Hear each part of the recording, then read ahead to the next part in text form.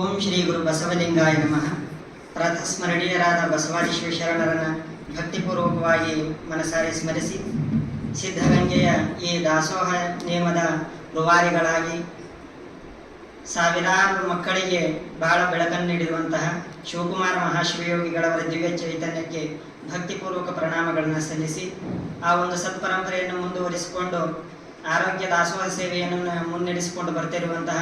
ಪರಮ ಪೂಜ್ಯರು, ನಮಗೆಲ್ಲರಿಗೂ ಕೂಡ ಮಾರ್ಗದರ್ಶಕರಾಗಿರುವಂತಹ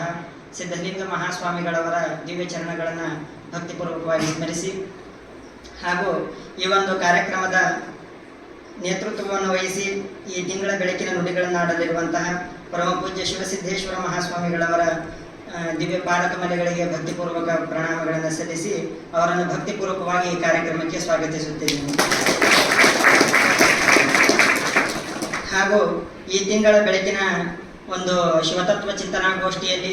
ವ್ಯೋಮಮೂರ್ತಿ ಅಲ್ಲಮ ಪ್ರಭುದೇವರ ಒಂದು ಜೀವನದ ಚಿಂತನವನ್ನು ನಡೆಸಿಕೊಡಲಿರುವಂತಹ ಚನ್ನಪ್ಪ ಬಾರಿಗಿಡದ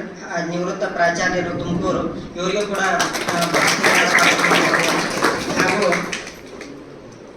ಹಾಗೂ ವೇದಿಕೆ ಮುಂಭಾಗದಲ್ಲಿ ಆಸೀನರಾಗಿರುವಂತಹ ಎಲ್ಲ ಹರಗುರು ಚರಮೂರ್ತಿಗಳಿಗೂ, ಹಾಗೂ ಆಗಮಿಸಿರುವಂತಹ ಶರಣ ಸಾಹಿತ್ಯ ಪರಿಷತ್ತಿನ ಅಧ್ಯಕ್ಷರೇ ಹಾಗೂ ಪದಾಧಿಕಾರಿಗಳೇ, ಶ್ರೀಮಠದ ಮುದ್ದು ವಿದ್ಯಾರ್ಥಿಗಳೇ, ಶರಣ ಮಾತೆಯರೇ, ಎಲ್ಲರಿಗೂ ಕೂಡ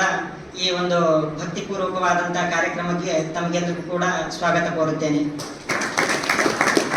ಕಾರ್ಯಕ್ರಮಕ್ಕೆ ಆಗಮಿಸಿರುವಂತಹ ಎಲ್ಲರಿಗೂ ಕೂಡ ಸ್ವಾಗತವನ್ನು ಕೋರಿ ನನ್ನ